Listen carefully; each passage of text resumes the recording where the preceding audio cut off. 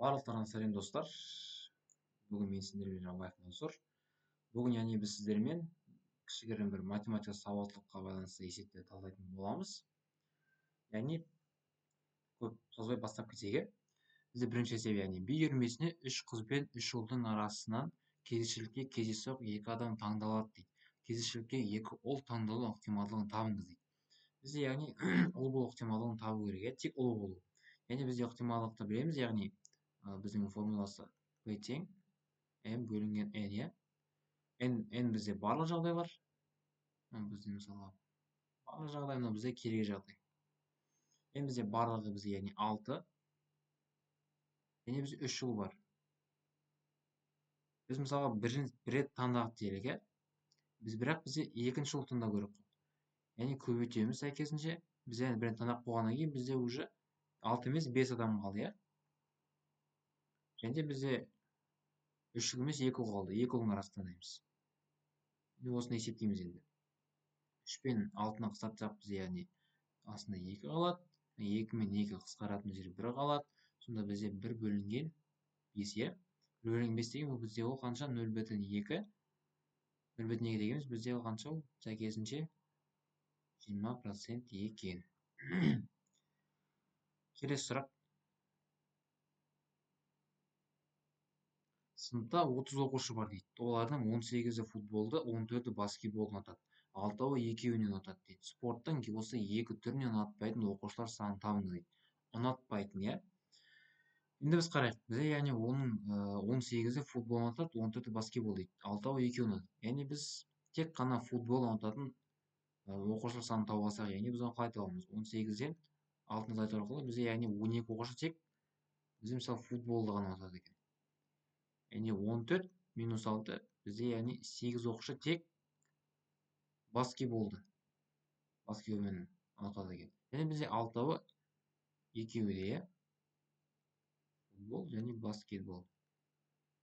Біз тек осы шыққан мәнді 12-ні 8-ді 6-ны қоссақ үшеуін бізде қанша болады? Бізде 26 оқушы айналысады екен. Бізге не табу керек?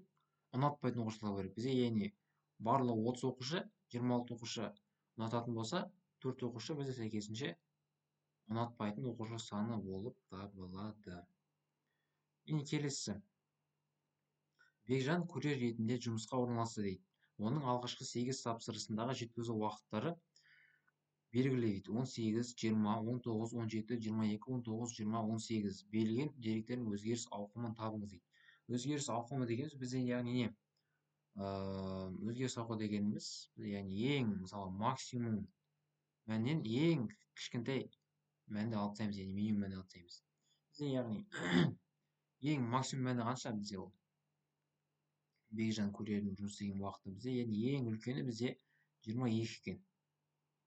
22 минуттан азайтамыз қанша? Ең кішкентай бізде 17 екен. 17 минут азайтамыз. Сәйкесінше 22-ден 17-ні азайтсақ бізде 5 минут деген жауап шығады. Өзгеріс ауқымы бізде 5 минут екен.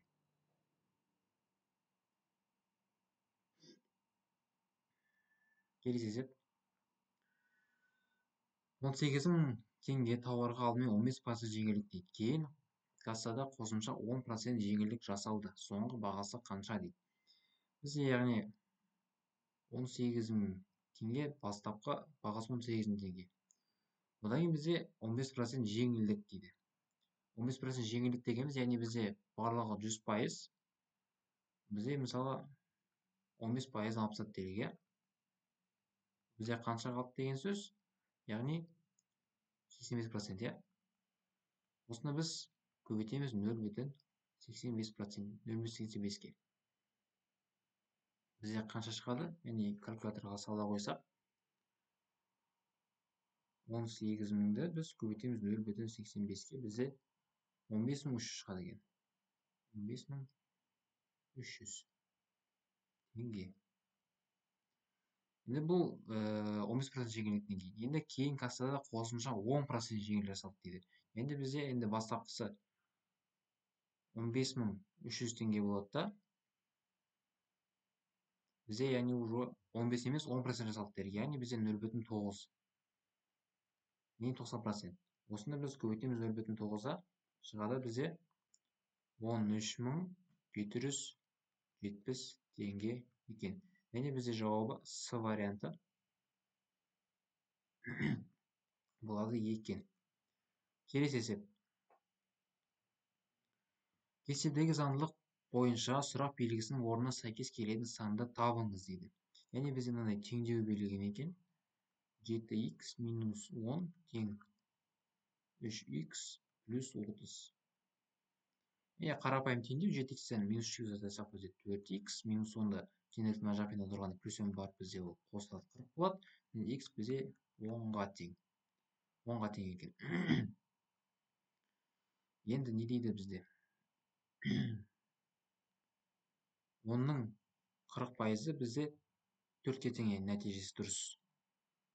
Енді бізде астыңғы өрнекті шығаратын болсақ, бізде қалай болады? 5х плюс 6 болады 2х плюс 42. 5х пен 2х-ті азайтсақ бізде 3х, 42-не 6-ны азайтсақ бізде неше болады? 36 болады. Х тең бізде 12-ге тең. Міне бізде 12-нің 25%-ін табу керек дейді. Ол бізде яғни 0,75-ке көбейтеміз, иә? Біз 12-ні 0,75-ге көбейтсек, 12 көбейтілген 0,75 бұл бізде 12-ні көбейтеміз 0,5.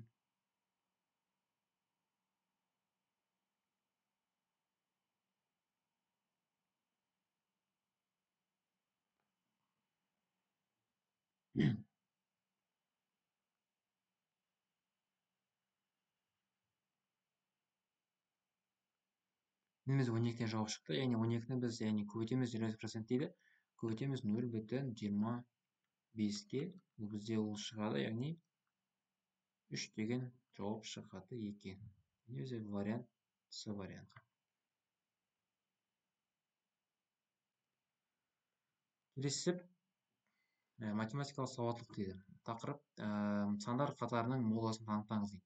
Бізде мода дегеніміз сандар қатарында ең көп жиі кездесетін сандар қатары. Яғни сан болып табылады. Яғни бізде санайық 12 бізде бір артын кездескен. 13 екі кездесті. 17 бізде тек бір артына кездеседі. 19 бізде бір арт кездеседі. 21 бір ақ рет, 25 екі рет кездескен көріп тұрмын. 15 бір ақ рет, 31 бір ақ рет, 16 бір ақ рет, 14, 23, 30. Енді біз жауабы бізде 13 пен 25 болады екен. Келесі. Не дейді бізде келесі есеп? Төменде екі жәшік және әр жәшіктегі доптардың саны мен түстері берілген дейді. Бексұлтан әр жәшіктен бір-бір доптан алады. Алынған екі доптың да көп болу ықтималдылығын табыңыз. Енді бізде екі түр жәшік берілген екен. Бізде көп болу ықтималдығын табу керек екен. Енді бізде ықтимал формуласы қандай? Жаза кеткенде P тең m бөлінген n бізде барлық жағдай, n бізде керек жағдай. Енді барлық бізде 10 доп бар екен, бізде керегі яғни 5, яғни көгі бізде 5 доп екен. Және осыны көбейтеміз. Ойбай бізде 10 емес, бізде 8 екен, кешірім сұраймын. Келесінде 10 екен, мында 8 бізде. Келесі бізде мына жерде 10 болады. Және барлығы бізде керегі 4. Мен сәйкесінше қысқартамыз. 4 пен 8 қысқарады, мына жерден 2 қалады. Мына жерде 5 пен 10 қысқарады, мына жерде сәйкес 2 қалады. Енді бізде 1 бөлінген 2 көбейтілген 1 бөлінген 2 бұл бізде 1 бөлінген 4-ке тең. Сәйкесінше бұл бізде 0,25-ке тең екен. Вариант бізде Д.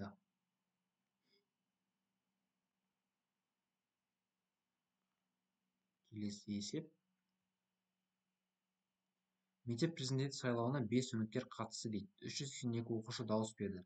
Ең көп дауыс алған үміткердің дауысы қалған үміткерлердің әрқайсысынан сәйкесінше 2, 3, 5 және 8 дауысқа артық болды. Ең аз дауыс алған үміткер неше дауыс жинады дейді. Біз бұған яғни былай теңдеу қарайық. Бізде 5 үміткер қатысады, яғни біз бірінші үміткерді біз x деп белгілесек, кәдімгіше x. Енді плюс екінші бізде дауысқа артық жинады десе, яғни x минус 2 деп алайық оны. Плюс x минус 3 плюс x минус 5 және плюс x минус 8. Және бұл бізде барлығы 382 оқушы, я. Енді барлық x-ті қосып шықса қанша болады? 1, 2, 3, 4, 5. Бізде яғни сәйкесінше 5x. Қанша болады мына жерде? Минус 5, минус 10, минус 18, я. Минус 18 тең болады 382. Енді бізде 5x тең болады 382 плюс 18 бізде 400 болады. 5x тең 400. X сәйкесінше бізде 80-ге тең. Енді біз не табу керек? Ең аз дауыс алған үміткер қанша дауыс жинады дейді. Ең аз дауыс, яғни біз ең 8-ге осы өнеге апарып қоятын болсақ, 80-нен 8 азайтатын болсақ, бізде 72 деген жауап шығады екен. Енді бізде Д вариант дұрыс. Келесі есеп. Қорапта 7 сары, 6 көк және 8 қара шар жатыр дейді. Қорапқа қарамастан кемінде неше шар шығарылса, олардың ішінде әртүрлі 3 шар міндетті түрде болады дейді. Яғни кемінде десе, яғни біз бұл жағдайда ең нашар вариантты қарастыратын болсақ, мысалға бізге 3 шар алу керек қой. Біз мысалға былай елестетейік, біз мысалға 8 қара шар шықты делік, иә. Және де ең көп 7 сары шар шықты делік. Бізде әлі де 2 түс болып тұр. Және бізге керегі 3 шар керек. Бізде 2 түс бар. Және біз 6 емес, 6 шардың бәрін алу міндетті емес, тек біреуін ғана алсақ та бізде шарт орындалады ғой. Енді бізде 8-дің 7-ні қоссақ 15, 15 қосып 1, бізде яғни 16. Яғни біз 16 шар алатын болсақ, бізде міндетті түрде 3 шар алынады екен. Яғни бізде вариант С. Келесі соңғы есепті қарастырайық. Ермектің әр көлігі 100 км-ге қала ішінде 7,2 литр, қала сыртында 5,1 литр бензин жұмсайды дейді. Ол қала ішінде 200 км, қала сыртында 420 км жүрді. Барлығы қанша литр бензин жұмсайды дейді. Енді мына жерде қарапайым пропорциямен шығарсақ болады. Себебі қала ішінде бізде 100 км-ге ол 7,2 литр бензин жұмсайды. Және бізге керегі 250 км-дегі қанша литр бензин жұмсағаны. Қарапайым пропорция бүйтіп x-мен шығарсақ, x тең бізде неге тең болады? 250-нің 7,2-ге көбейтіп 100-ге бөлсек, бізде нешеге болады? Мысалға 250 көбейтілген 7,2 бөлінген бізде 100, бізде 18-ге тең екен. Енді 18 литр жұмсадым. Және де бұл бізде қала ішінде, енді қала сыртын санасақ, 100 км-ге бізде 5,1 литр. Және бізде керегі 420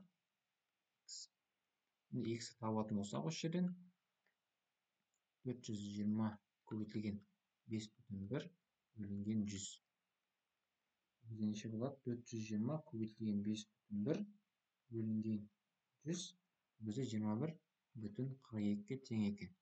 Енді бізге барлығын сұрапты, яғни сәйкесінше осы екеуін қоса салсақ, 18 плюс 21,42-ні бізде қанша болады? 39,42 литрға тең болады екен. Не вариант С. Және осымен біздің математика сауаттылықтан есебіміздің соңына дейін келіп жеттік. Сұрақтарыңыз болса комментарийға жаза кетіңіздер. Қош сау болыңыздар.